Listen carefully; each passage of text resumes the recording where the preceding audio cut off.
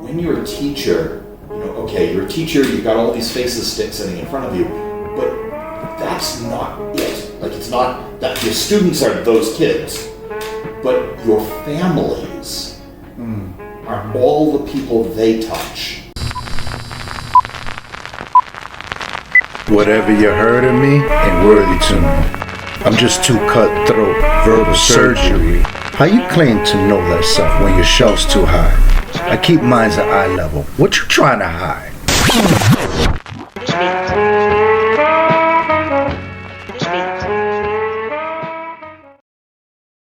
Peace, peace, peace, beautiful family. This is Dr. Walter Hidalgo, and this is the Know Thyself podcast. Welcome, welcome. If you're a first-time listener, hello. If you're a last-time listener, we'll miss you. But come again. No, I'm joking. The Know Thyself podcast utilizes the metaphor of the shelf to extrapolate the self. And the way we do that is we invite guests to come and share something about themselves. And before I introduce my guests, as we always do as part of the Know Thyself podcast, is we shout out some sponsors and people who are supporting us. So shopvalero.com, definitely check out their products. They got glasses, watches, accessories. And also check out the 2020 collections from my brother Steve.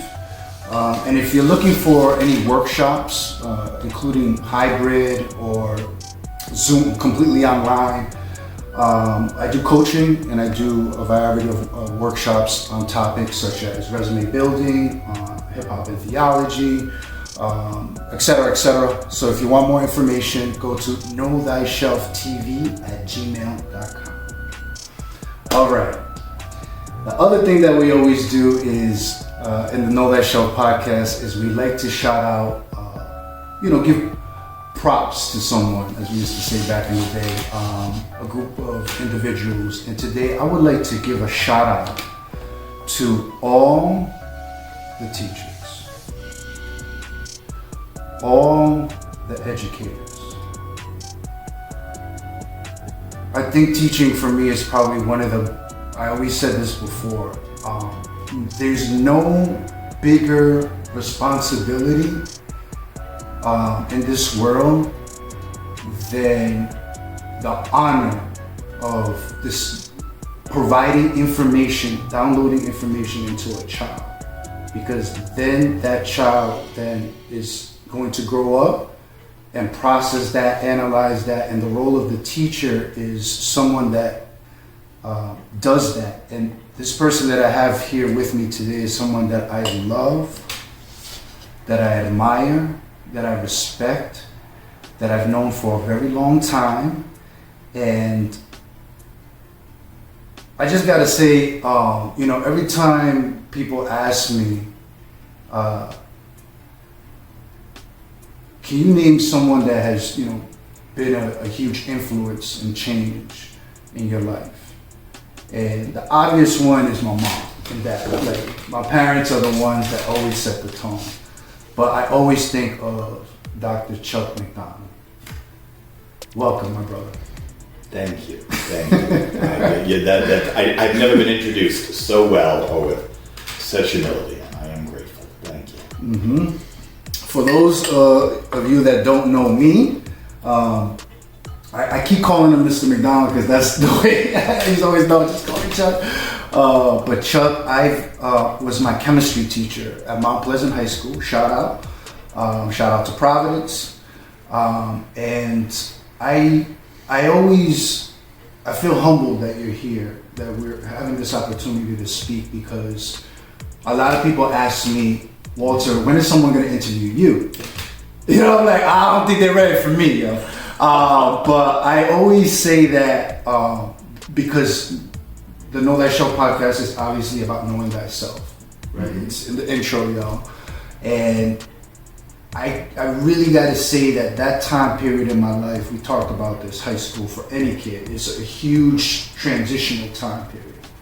Yeah. Physiologically, particularly middle school going into the high school age range is where there's a lot of shifts that are happening, right?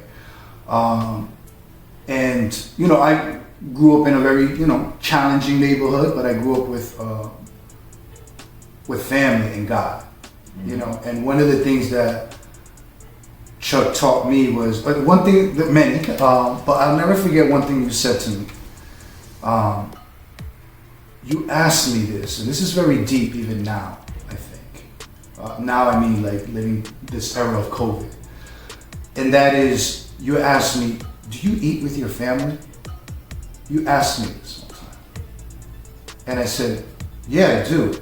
And you go, I can tell.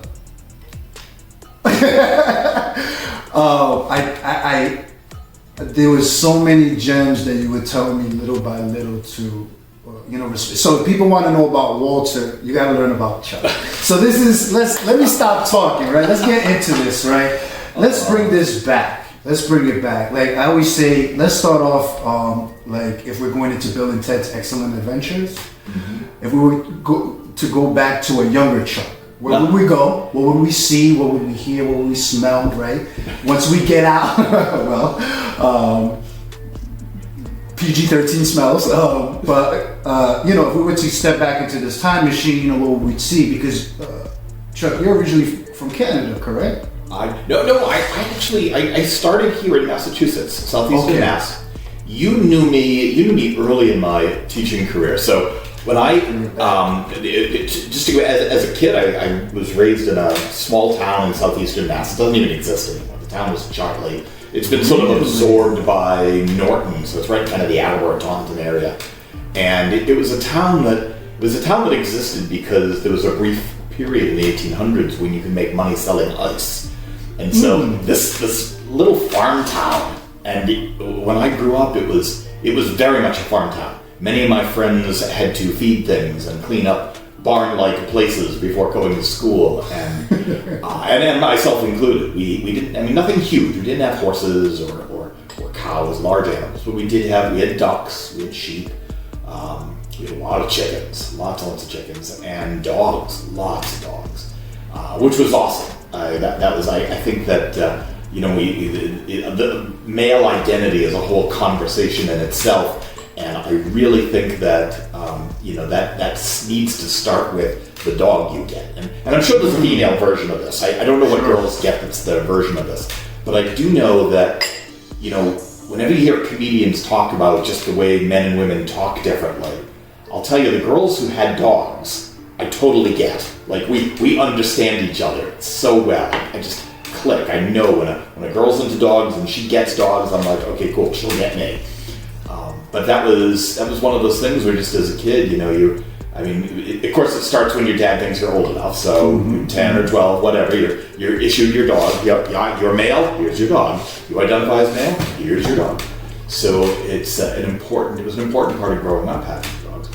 The other part of that was, you know, just the clubs. When you think about what do you do as a kid?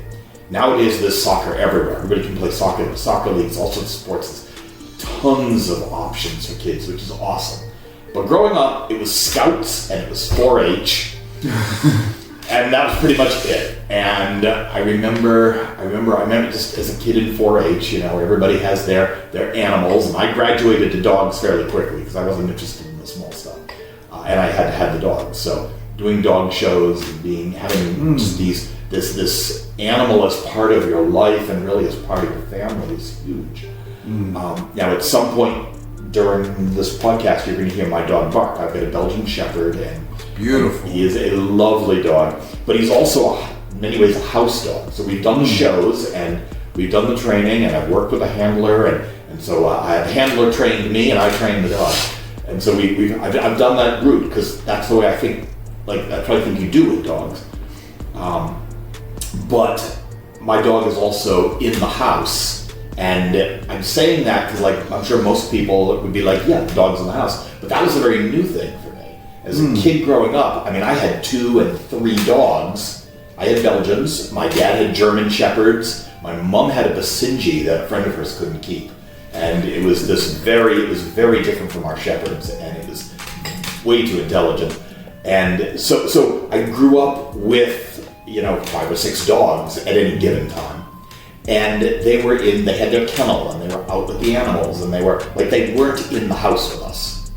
And my mom gets a huge laugh now when she sees the dog. I've got that one indulgent sofa over there that's got the spread. I've got a couple of dog blankets, and the dog's name is embroidered on the blanket. Oh man! And the dog's allowed to jump up on that wherever the blanket is. He can get on that piece of furniture.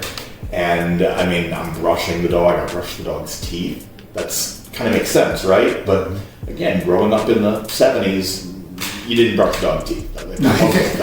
That's nowadays you brush the dog because, of course, it makes sense. I mean, and dogs live longer now, because we take care of them better, Right? Yeah, which is great. But still, it's a very different experience. So I grew up with dogs, but a very different experience from the dog I have now.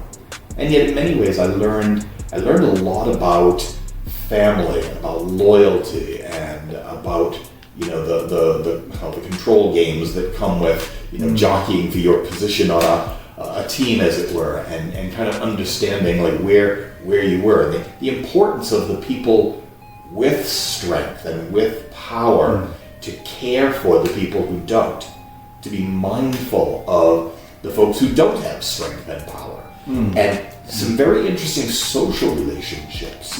My honesty, the foundation of my leadership style is based on just the life lessons I learned from caring for and working with my dogs. So as a kid, my real name's Cahal. I think I may have told you that at one point. Yeah. The story comes up occasionally. It's an Irish name. And it's an Irish name that's spelled, the Irish language has a lot of H's in it. And the H is actually an accent. And the H means you breathe the syllable in instead of breathing it out. So Irish people can talk, apparently, without stopping for breath, because the language has this breathing aspect built into it. Well, unfortunately, C-A-T with a funny accent, A-L, in the 70s, typewriters couldn't do the funny accents. So you put an H in, right? Okay, well, all it took was one teacher to call me Kathy way too many times. And we're like, okay, fine. So the name Charles is a Germanic name. So Cahal means strong in battle. Great name. And I love the way we've changed. Today, when a young person has a name, they get to keep it. They get to really have that piece of their identity, and they get to be proud of that piece of identity. Here was a piece of my identity, my very name, that had to be suppressed. I had to change my name because nobody was going to get my name right. The big joke we always made was people would spell it McDonald instead of McDonald. And, okay, fine, they're really close. I mean, I get it, but it was at a time, the 70s, and the 80s, and even into the 90s, it was just kind of your name's not really that important, or what people really know is your name's not that important to me because I don't care and I'm lazy. And I always, one thing that I try to do with any person I work with, and whether it's an adult or a student or whatever, I try to get their name right. First time you do that roll call, I know I'm going to butcher people's names, and I just start off with a straight-up apology, and I do the same thing. It's like, look, I'm going to mess up your name. I'm so sorry about that. I've got a bit of an accent, is my excuse, and I just say, look, correct me now, or I'm going to learn the wrong name, and we're going to have this problem the rest of it, and that'll be the semester, right? So I'm going to say your name. Please tell me if I'm pronouncing it correctly or not. Correct me now, or just we're gonna be in for trouble. It's gonna be a problem. So I always start with that. I do my best, and again, having had to learn, just to be familiar. I've always loved language anyway, because language and culture are so intertwined. The Gaelic and the Irish language and my own Celtic heritage is one that I enjoy. I like pulling pieces of that and reveling in that, and so having that Irish name, was a big deal. And anyway, so switch to Charles, a Germanic name. Charles means free man. My father's family came to the came to this continent as indentured servants. And when getting out of it, after leaving indentured servitude, they got that name because, of course, they lived it. And as Irish and Scottish immigrants, they had no access to education. Right. So from my father's family, I get the name Charles, and that, of course, easily becomes Chuck. But anybody who knows me, knows me back when I was a kid. I get a lot of Cals.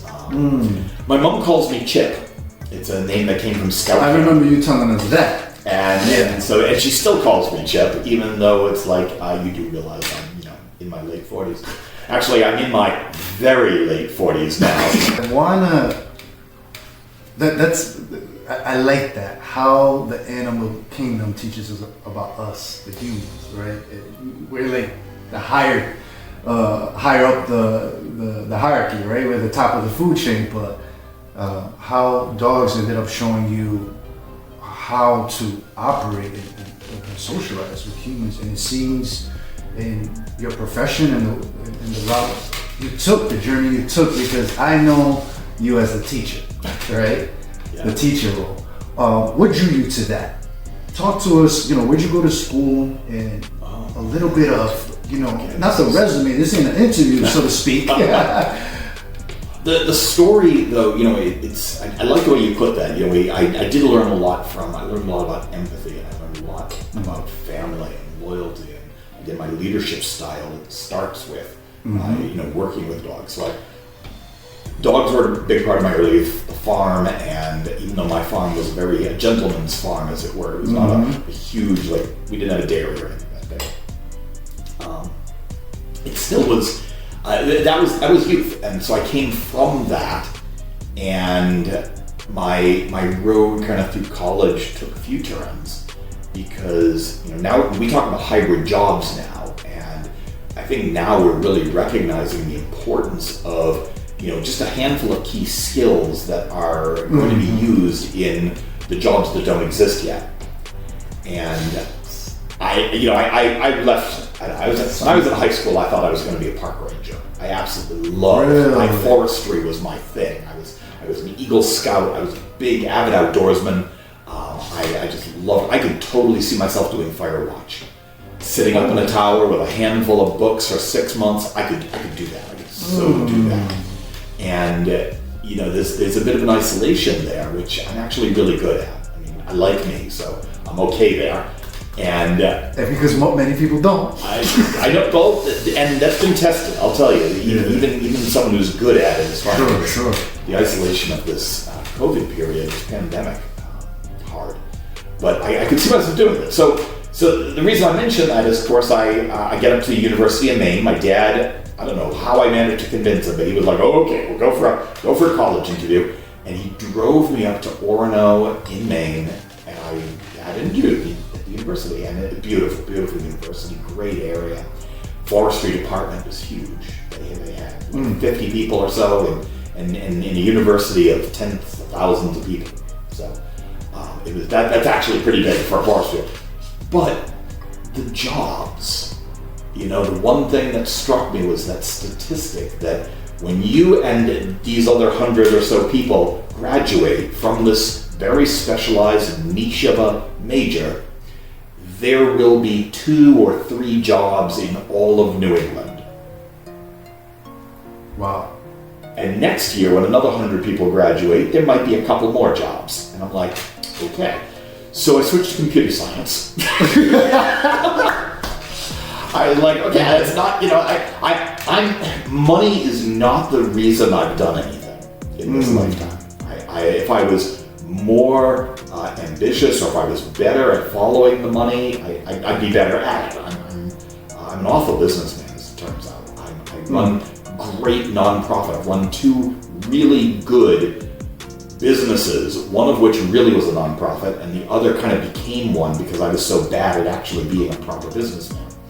But that's another story. Okay. So I went to computer science, and I don't like computers. I'll come right out and I'll say that.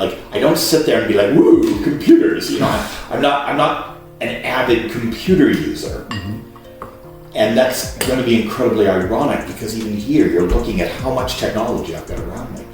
the computer's a tool, and I enjoy using the tool because I like what the tool lets me do.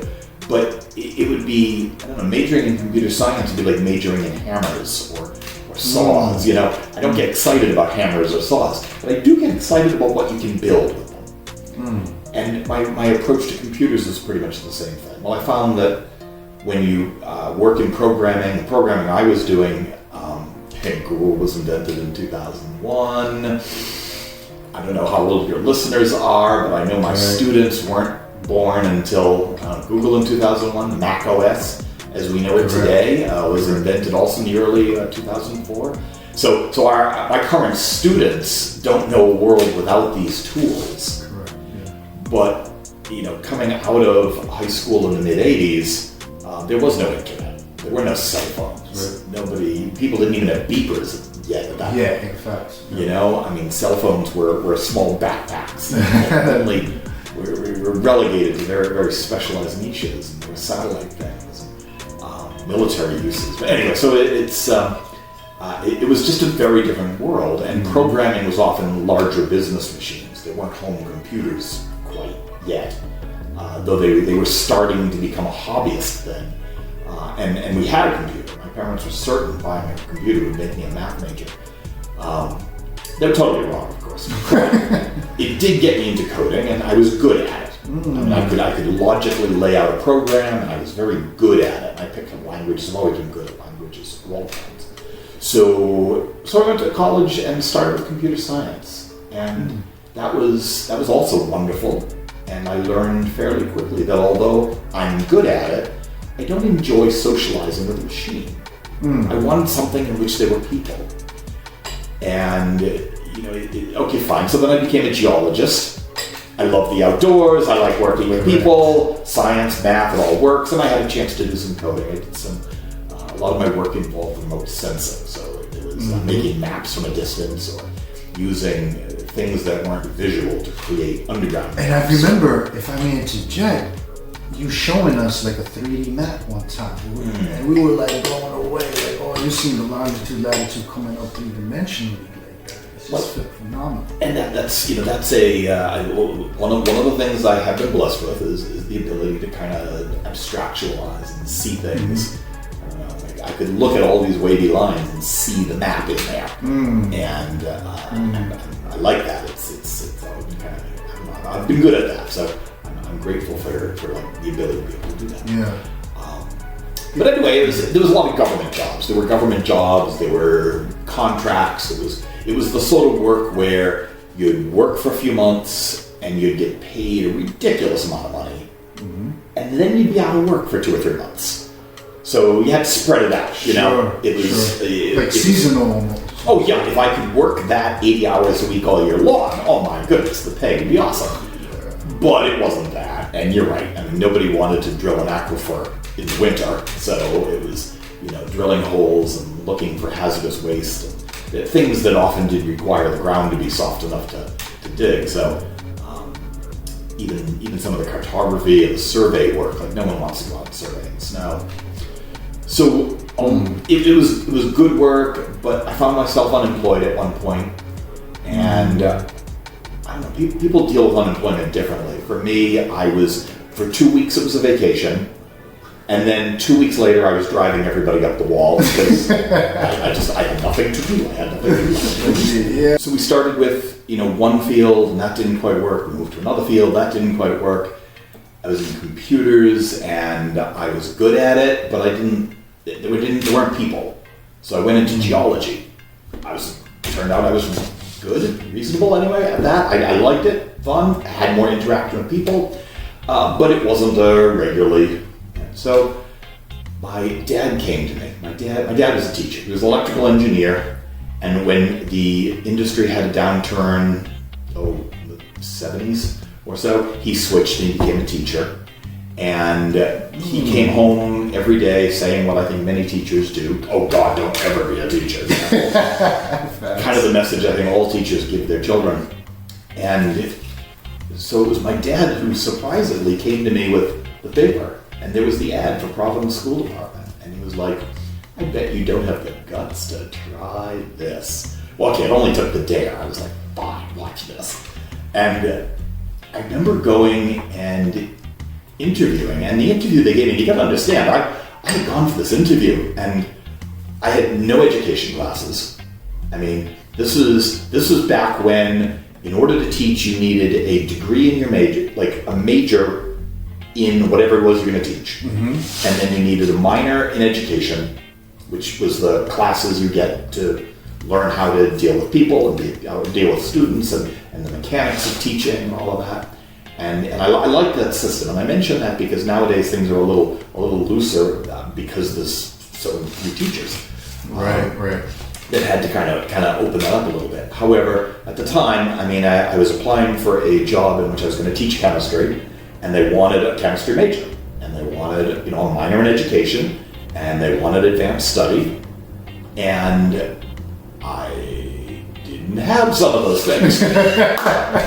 I had just finished my master's degree at McGill, and I came back from Canada, and again, I had done like some contract work, and then come February, I'm suddenly out of a job because the contract ended, driving everyone up the wall before the summer, and that's usually when you'd hire a teacher. Well, they had hired a teacher. They had a person, and she was Judy Paolucci. She went on and became a superintendent at Kingston, I believe. Nice, really, very bright woman, very talented educator.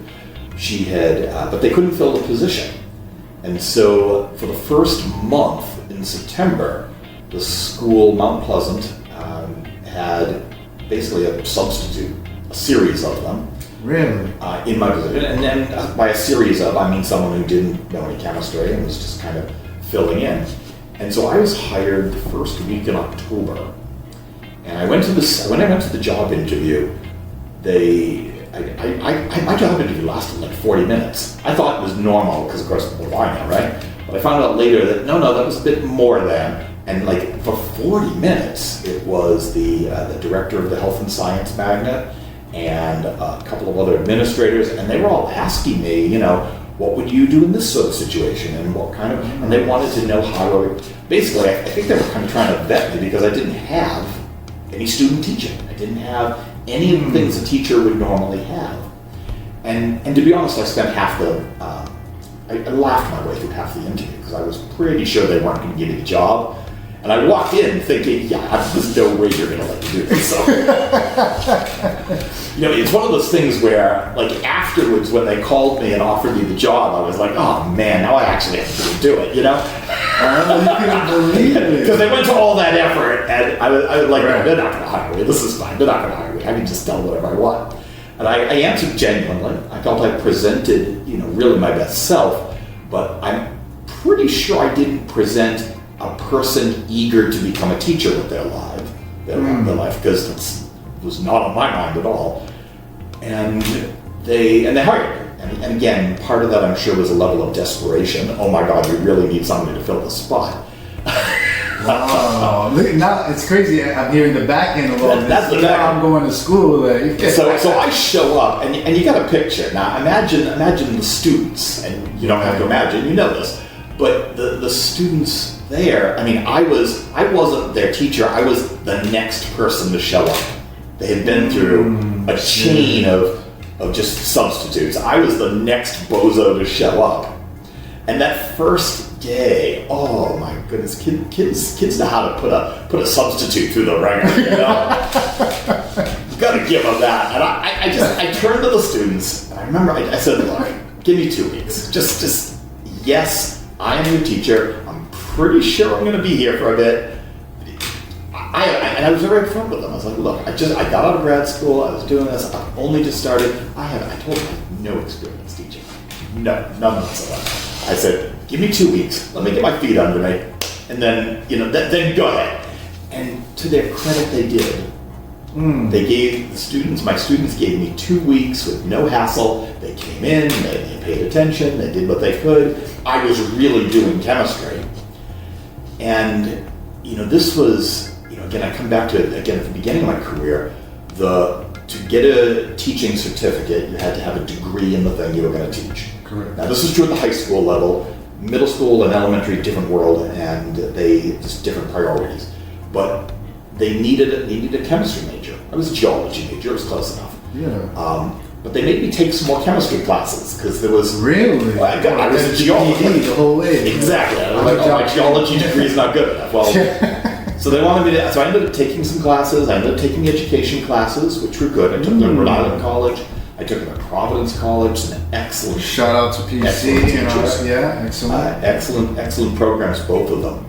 And then I had organic chemistry, which I was a geologist. Why would I have organic chemistry, right? So I had to take that. But it was always, the one question that comes up regularly is, why am I taking this class if I'm not going to use it? I think high school students ask that in terms of algebra. I'm not going to get a job in algebra. Why do I need to learn algebra?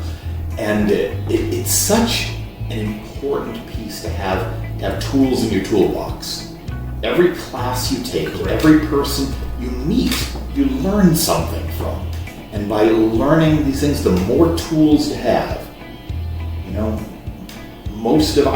taught high school chemistry. High school chemistry is essentially the first year, similar to the first year of college chemistry, and that's it. I knew I wasn't going to get into any advanced stuff. I was going to get through most of it. My goal was you would walk into college chemistry and be able to go, I've seen this before, and that was kind of it. Right. And chemistry is the same. No matter where you go in the world, it's the same 8 or 9 topics, basically in the exact same order. It's amazing how little that class differs from one country to another.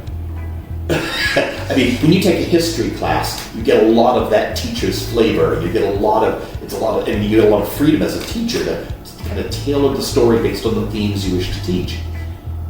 And yet in chemistry, it's pretty cut and dry. I mean, so what I was teaching, would start with that, and then having this rather, good knowledge and background, I was able to bring current things in. I was able to bring other issues in.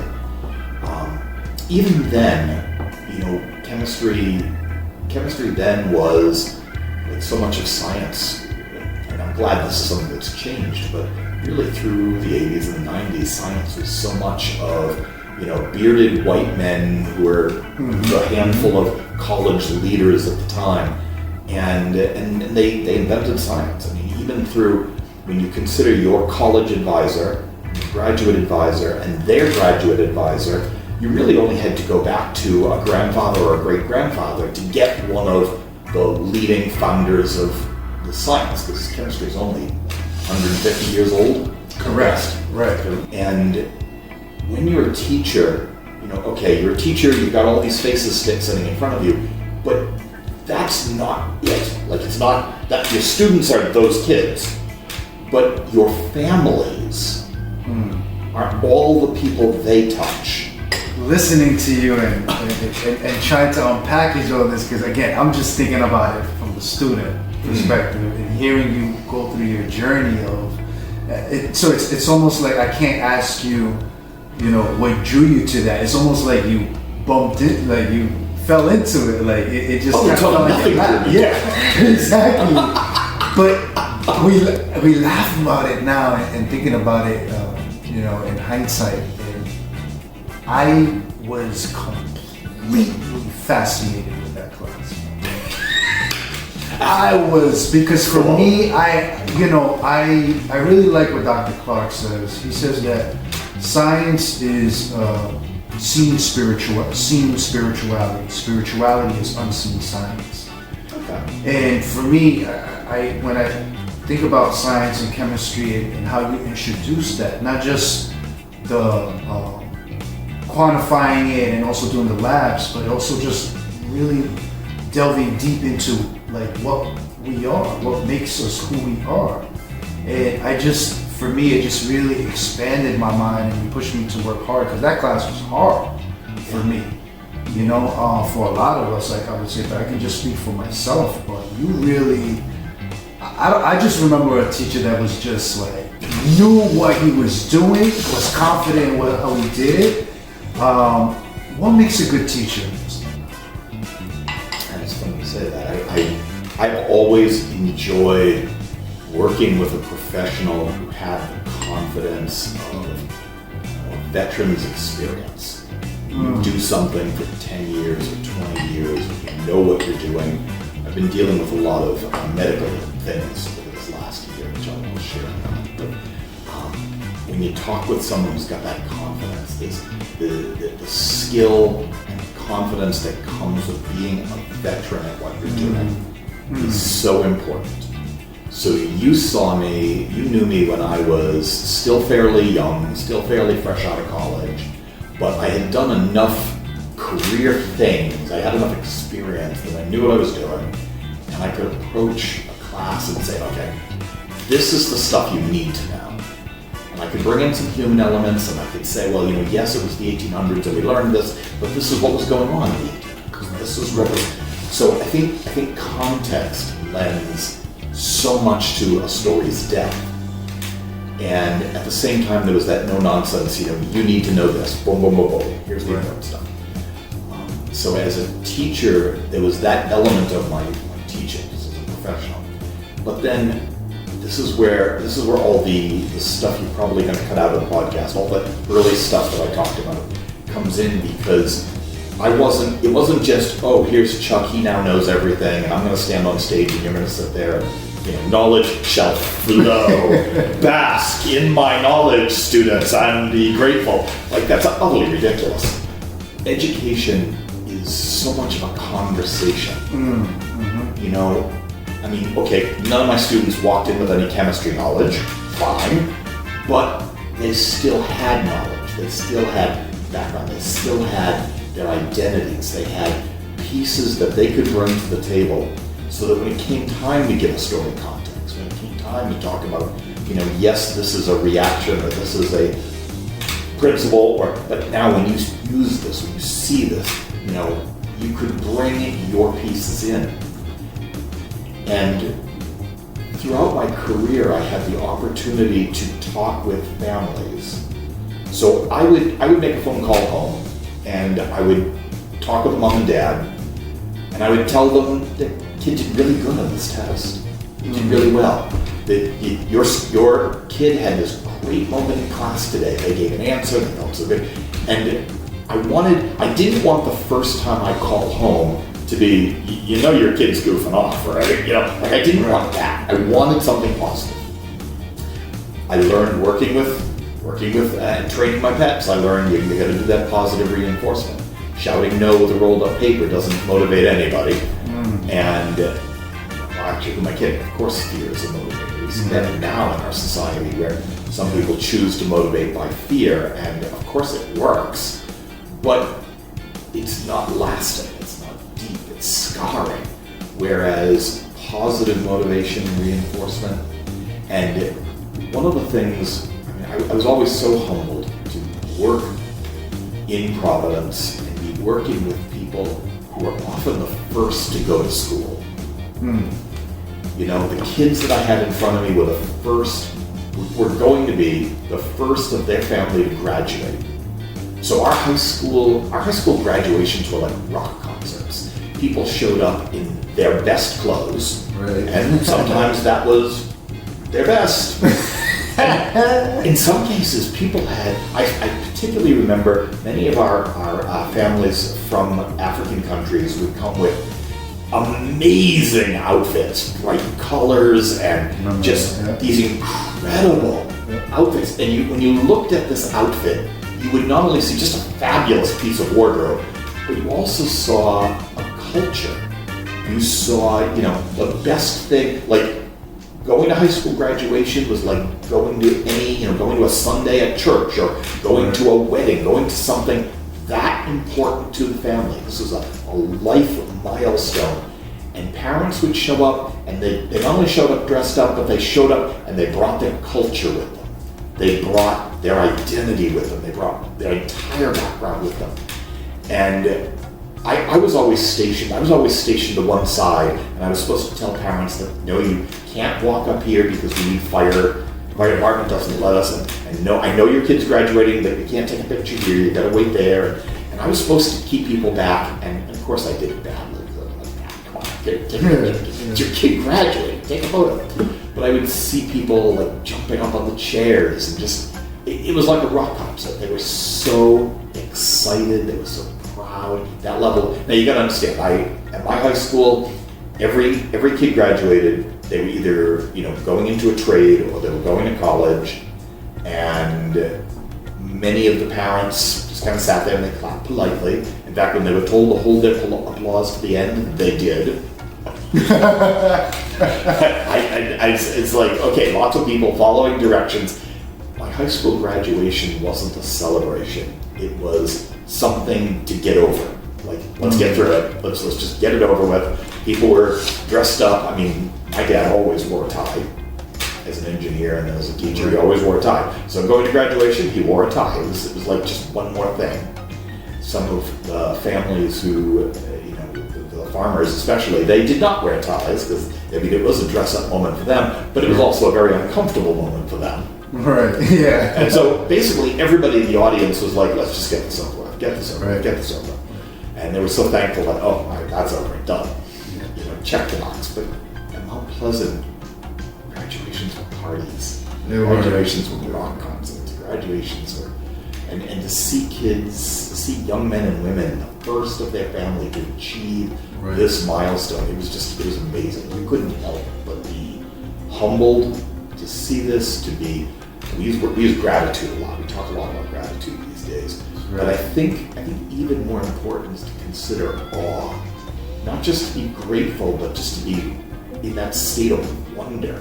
Like, it's not just, oh, I'm grateful, it's like, wow. Yeah. Wow, this is something I'm thankful for, but even more, this is like just something I am amazed by. That I have the privilege of working with families. And what I like here now in the school I'm in now, here at Middlesex, it's all about communicating with the families, communicating with the students, having, we have smaller classes because it's a private school. So we have that luxury, but we still have, that family outreach and being able to include, a whole family in what their child is doing, son or daughter is accomplishing, is such a rich part of the job. That's the part I really always love with. So there's a little bit of identity in there. There's a little bit of empathy in there.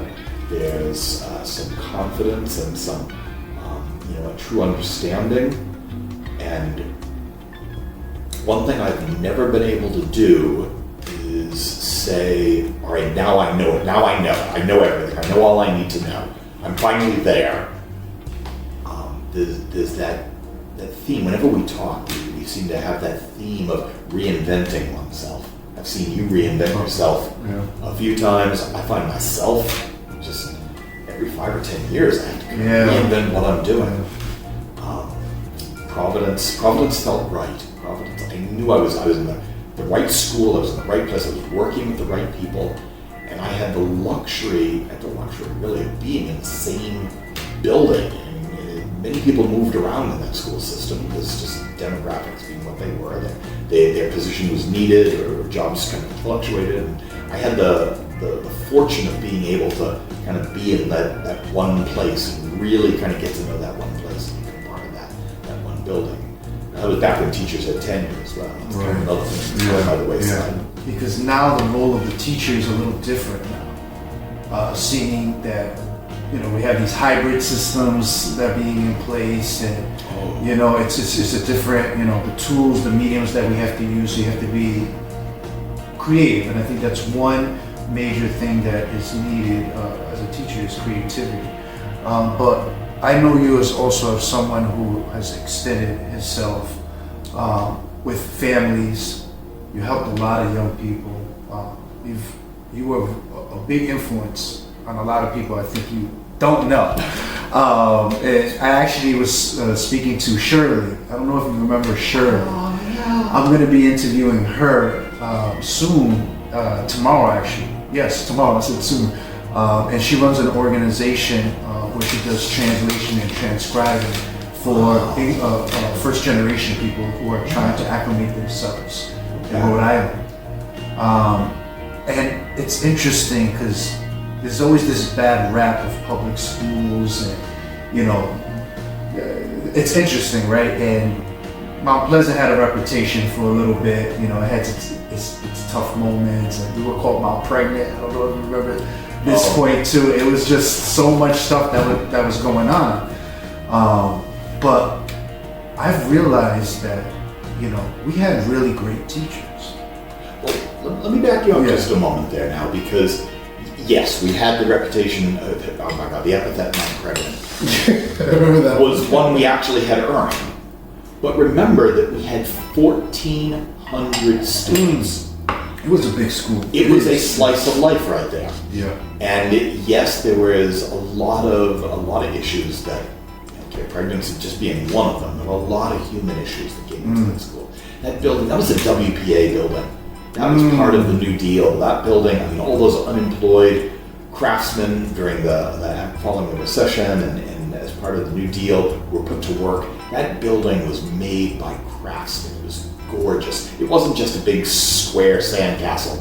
It was a piece of art. That building has parapets. That building has got architectural elements and stone carving.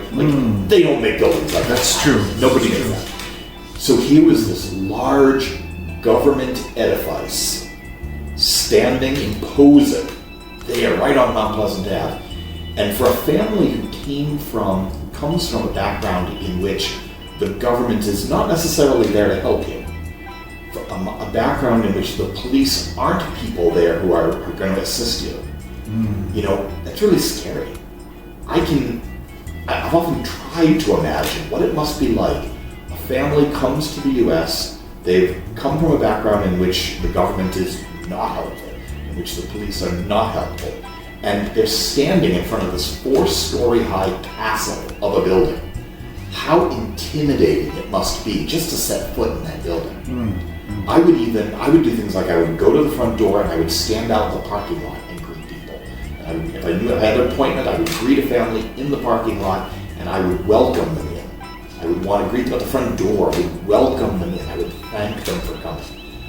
Because there were challenges. Many families in Providence didn't have a car; they used public transport. And that came with its own challenges. A 40-minute trip to make what would have been a 10-minute walk, in good weather. And exactly. So there was a lot of that aspect of it. And yes, Mount Pleasant, like every Title I urban education center, had a lot of challenges and had to do a lot of things that wasn't teaching, the subject you were there to teach. So I was a chemistry teacher, and before I taught there, I'm not sure how blind I was to it. I imagine when I tell my friends I'm a teacher, they picture I hold a piece of chalk and I stand at the board. And they do that even today. Even I can't say the last couple of years, but I haven't experienced. But really, right up until into the 2000s, when I told people I was a teacher, they imagined me holding a piece of chalk. Like nobody has a chalkboard anymore. Nothing else. I was like markers and a whiteboard at least. No, they imagined someone holding a piece of chalk and standing up at the board and teaching chemistry. And it was such a small piece of what I did. Because there was also an amount of counseling. There was an amount of, encouraging. There was an amount of trying to identify and draw out from a child that thing that sparked, that thing that made them passionate, and then connect with them, so that they could, just kind of get that fire going under them. No one's going to go home and do their homework because I'm a great guy. That's not enough to get it. And there was so much, there were so many external factors that were happening that, and that speaks to a lot of the. Now as an educator myself, everything you do, I do. Yes. When I first started teaching at Toro College, was the first place I taught in Brooklyn. Shout out. And I, the first semester, I really learned a lot. And a lot of the students, they were working part-time jobs or were single parents. And, they're like, please, I had to learn how to I always tell them, as long as we communicate, I'll work with you, because some folks, they don't communicate, they take advantage, and they don't show up. Yeah. But it was, as the teacher, we wear multiple hats. We're counselors. We're therapists in some ways. We are coaches. We are parents in some ways. I mean, and I see it, and it's that's why I feel like it's a special calling. Oh, and it's something that I admire folks that do it. However way they do it, because teachers come in different flavors, different perspectives, different pedagogies, and we have to be open to that. And as I've had the opportunity to teach all over this planet around, I'm grateful. It's really taught me to really be culturally competent, right? Yeah. To be really aware of the multiple intelligences that exist, but also the other external dynamics, such as the family dynamics. It goes back to the very question you asked me: do you eat at the home, right? Yeah. And it's just, you always reminded me and so many others that, like,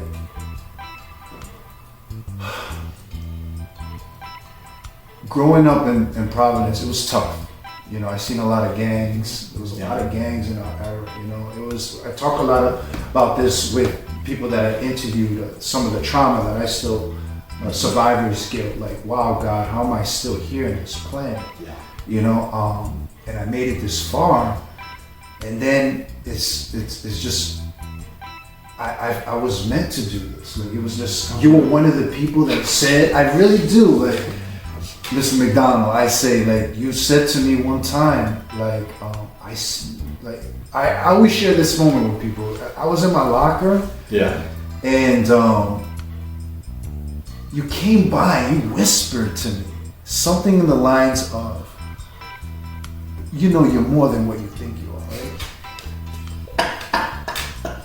And I was like, and there you go, walking just down the hallway with your chemistry lab coat. I know no one else said that to me, but only it was either an angel or you, or both.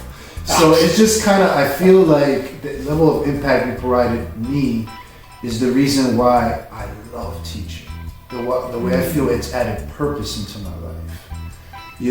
When I teach, one of the first things that come out of my mouth is, I'm not here to waste your time. Yeah. I promise you. Because what I'm doing and what I'm saying is very important. I believe. Nice. And this is why.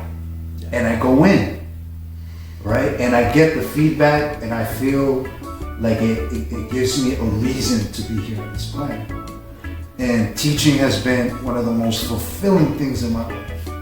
And as a parent, it just further added to it. And I think I can say now that a lot of people have been saying to me, Walter, when you talk, you have this energy with you. Yes. It's like there's this presence. And I think, I saw it in you, I saw it in my mom, like I saw it in so many people that are just like, wow, man, something about them is like, just this energy. Like, people talk about my energy. I'm like, okay, I guess, living in New York too, that's maybe a little bit, snappy with it. But I think over the course of time, schooling helped out a lot. I've been unemployed so many times. I got laid off so many times. We talked about this, but somehow through faith and confidence, I always remember you saying to me, anytime I walk in an interview, I know exactly what I'm doing. I know, and that's why I've been in so many interviews.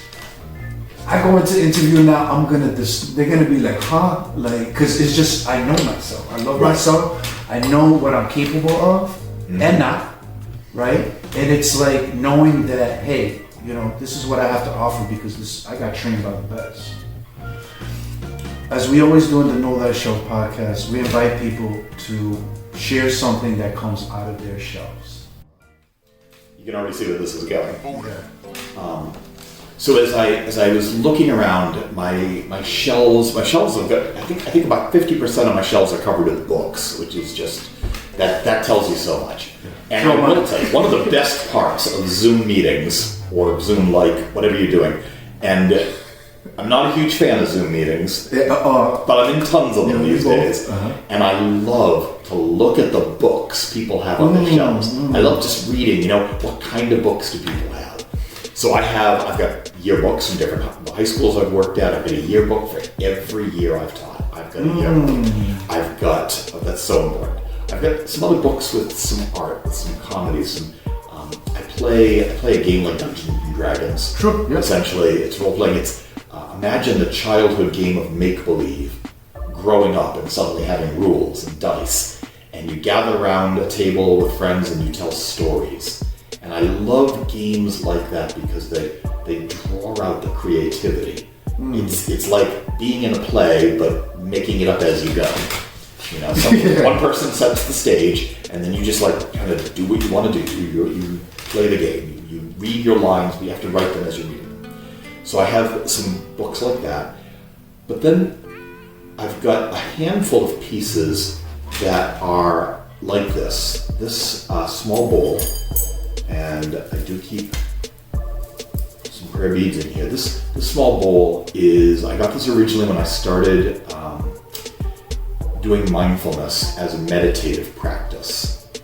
This was actually a very generous gift from a friend of mine who said, you need to have one of these. You need to really focus. He was encouraging me to do even more mindfulness. And so I've got this small Tibetan bowl, which sounds a lot better if I do it. And it's a great focusing sound. And the other theme that I hope stands out is kind of the nature of my spiritual journey. There's, we've talked so much about teachers and what teachers do, and then what teachers also do. I was trained in one thing, I learned the subject matter, but then, teachers are counselors, and teachers are life coaches, and teachers have to be so many other things. And they don't tell you that in teacher school. You don't take a class in all the other stuff you've got to do, and look what happens. Now teachers are being vilified in the media because they're easy scapegoats. It's easy to blame the teacher, when so much of what a teacher's doing has nothing to do with the teaching. There's so many other things. If you only see me for 1 hour a day, how much of an influence can I possibly have? There is some, sure, but you're going to have a lot of other influences in your life. Correct. It can't just be, your 1 hour a day with me. So I don't think we recognize that enough. And we see that now. Our police are in a lot of trouble these days for things they're doing, and how many times do we find ourselves wondering why didn't they know better? After all of the racial incidents that occurred through the first half of this year, and then you hear just a couple weeks ago there was another story in the news in which I found myself wondering, have these cops been paying attention? How did they, okay, maybe a year ago before, but now it's a national story, and surely you're a little more sensitive to it now. That's not, in my church, there are people who talk about defunding the police. And this is a time when, we don't need to defund the police. We need to train the police more. We need to get them that support. If a cop is going to just be a cop, and when I say just, I don't mean that in a demeaning way, please. I mean if all they have to do is the police part of their job, then you can train them to be police and you're fine. But if you're going to expect a policeman to show up and be a marriage counselor, if you're going to expect a policeman to show up and be a social worker, or show up and have to diffuse, some sort of way out of control, escalated, inevitably involving mental illness, or aggressive situation that has other drama. I mean, I'm not sure, that's not, they were absent on that day at police school. I don't think police get that training. Exactly. And if we want our cops to be this, then we need to prepare them, we need to support them. If we want our teachers to deal with, we need to train them to be these other things. You can't blindly say, well, that's not part of the job, let's not talk about that. And it's so it's so important to say that. Can I see that? Of course. Show it into, I know this show will it to definitely the come camera. back. Look at this beautiful thing, folks. Wow. It's amazing. Meditation and mindfulness Yes. take us out of that moment where we are, reacting to a situation. In the heat of a moment, with the swirl of everything going on, you react. And let's be honest, the way we blindly react to something is not necessarily our best response. Right. And I think that a lot of problems can be solved by responding logically, by responding humanly, by responding caringly, with empathy, by responding appropriately to a situation. We end up with a much better outcome than just a reaction. Correct. When you are in a state of fear or a state of tension and you react, people aren't going to react well to that. They're going to get defensive. They're going to they're going to retreat inward to their safe place, and they're going to hole up, and they're going to not be in a position to communicate, to bridge the barriers between us. So there are so many stories from my time teaching in an urban setting that I won't tell, and you know many of them. But some of the things that really kind of struck me, I remember one young man came up to me. He was not feeling well. He was clearly not feeling well. He almost turned green in class. He was sick. And this is a young man with very dark skin. So the fact that I could see he was changing into like going green, meant, oh man, this really must be bad because it's not up. And he came up to me and he was just like, oh, and he threw up on me. Oh. And okay, that part of the story is one thing. There's like so much going on there. But the fact is I kept a kit in my lab for that situation.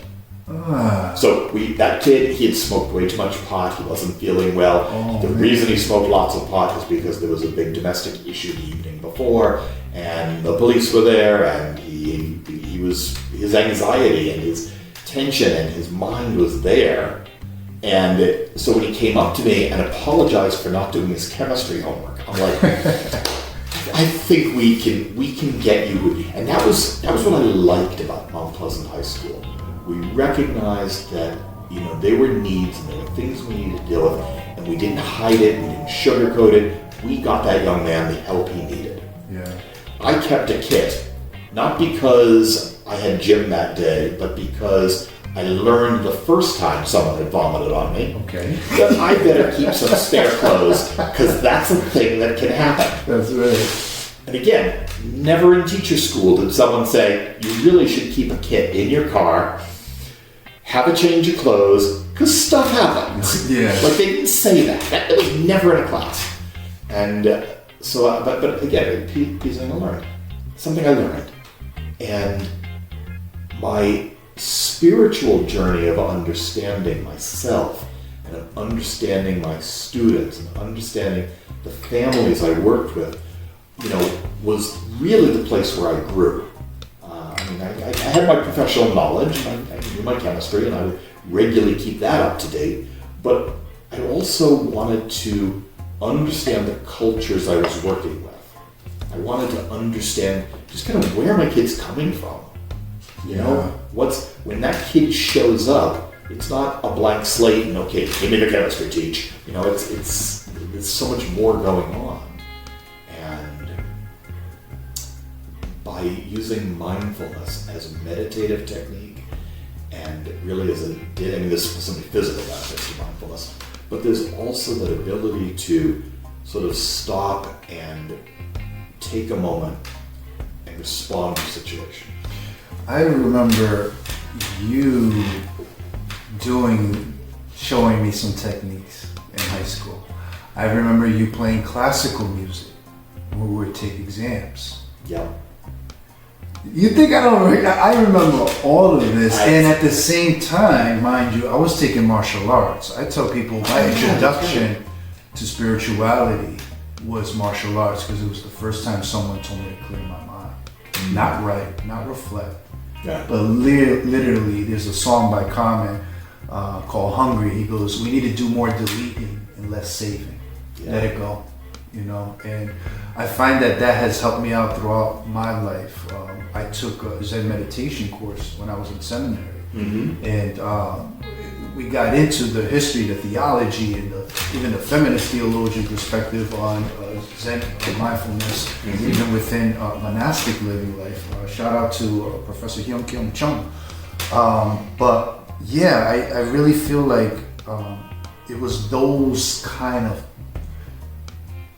stuff that you got out of your toolbox to share with us really created ripple effects. And I'm a prime example of that because I've also played classical with the kids in my school. You know, I'm a coach, so I implement meditation, mindfulness with the kids that I coach. Journaling is just another method, is, you know, bringing your thoughts into paper, which is another form. So, you know, we can go on, and I'm so happy and I'm so grateful again. I come back here and you're too kind. Yeah, I really, as you know, we say in the culture, right? Yeah. That we need to give people flowers while they're still alive. And I want to give you flowers. I want to give you tulips. I want to give you, you know what I mean? Because you have been such an impact in my life. Everybody that knows me or is tuning in, like, a huge part of the reason I am who I am is because of this man right here. So I have to shout out Dr. Chuck, because I think really, you know what this is about, Mr. McDonald, and I preach this all the time to my young people. It's really about knowing who you are, loving yourself, and knowing that you have a purpose in this life. And that we're on a mission, right? And you gotta fulfill your mission before you leave this earth, right? Because if you don't, it will drive you cuckoo. And I feel that God has a way, because we say God can be very funny, to kind of sometimes nudge us. And you really did a lot for me in that time period, because I was very depressed, in some cases suicidal, you know, dealing with family dynamics, so much stuff. But it just takes that one person to say, I see something more, you know, and that has just done something for my life. And I want to say thank you. As we always do. Yes. You know, I find myself, every time I talk with you, I am always so impressed at how you've grown, just that journey. Because that's, you know, in a more modern context now, we talk about hybrid jobs. We recognize that, you know, every job, the jobs that don't even exist yet, are going to be ones with creativity and ones with data and understanding the scientific aspects and bringing together your art and your science and, you know, even musical pursuits, being able to bring different ways of thinking. Science, technology, Exactly. There's so much you'll need to draw from. So, can I mention my last part of my story then? This all started with, well, where did you come from? And Providence fired me. They fired everybody. Like just to throw it out there. They fired everything. They discontinued the programs. They fired 2,200 teachers. They laid every single teacher off. Now, of course, they were going to have to rehire everybody. It was totally a union-busting move, and there was a lot of drama. But you know, when you play with people's jobs and their livelihoods, it's just, anyway. So that's when I made the move. When I made the switch, they ended up rehiring everybody, and I got another position. I never got to meet the people, the young men and women who would have been my students at Central High School. I'm sorry I never got to meet you. I don't know if any would be listening, but I am sorry I didn't get to meet them. But that's also when I made the switch. And I came up here with a friend of mine over the summer. A friend of mine knew that I was, I'd been laid off and had gone through this whole thing. And he said, "You need to come teach with me." And that's why I'm up here. And I did do some chemistry at first. Sure. And I'm not sure I was good at it. Only teaching one chemistry class in a day, I was still had an attachment to chemistry, but I was distant from it. And I'm not sure I was as good as I could have been. But what I was doing, and why I was brought up here, was to work with computers. I support teachers and students with their use of technology. So here we're back to computers again, but in a very human way. And that's been my growth.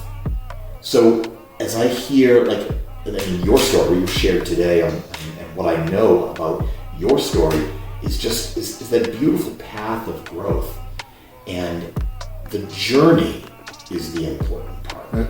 Yeah. A day may come when I can go, there, I won, I did it. But that might be the same day my journey's over. So I'm not really in a rush to get there. Speak on it. That's right.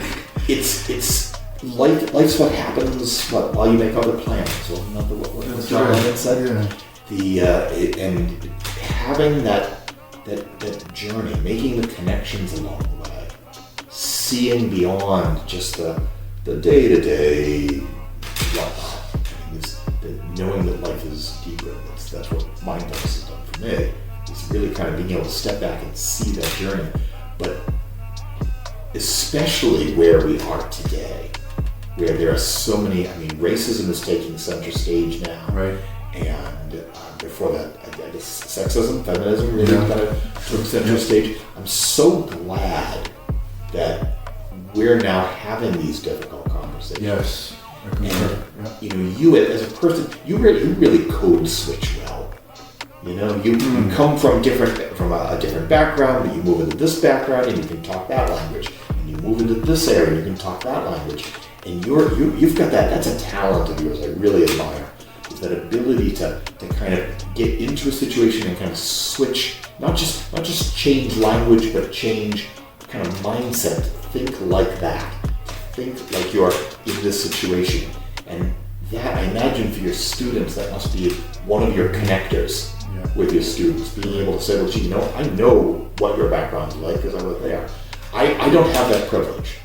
I would often ask myself, how different is, I grew up in a world that had very few problems. The problems, hicks in a farm town. The problems that I had were, the sort of really meaningless nonsense that it was middle class America. There really weren't that many, I don't know. Looking back, when I say, and they were my problems, the things I dealt with, my anxieties, my issues, they were very real because they were mine. But generally, I had a very fortunate upbringing. At no point were we wondering where our next meal was coming from. Right. At no point was I wondering whether or not I could actually go to the dentist this year. I was very fortunate in that respect. And when I worked with students, I found their stories, their journey was so important to working with them, understanding where they were coming from, and understanding, what their life was like outside of that 1 hour outside. And you make that connection so well with people. That's something that I admire that. I'm very grateful to be able to see that you can move from my world to your world to that world to going back to imagining, remembering, not even imagining, but remembering that how you grew up in an urban environment with the challenges that you faced, and then being able to bring that knowledge to a new group of students and understand their challenges. It's been a beautiful thing. And I learned from the best, right? And Mr. McDonald, I love you. I'm so honored. I'm humbled. I'm grateful. As we always do in the Know Thyself podcast, we end with a quote. And this quote comes to us from Albert Einstein. There are only two ways to live your life. This is a homage beat. One is though nothing is a miracle. The other is though everything is a miracle. Peace, family.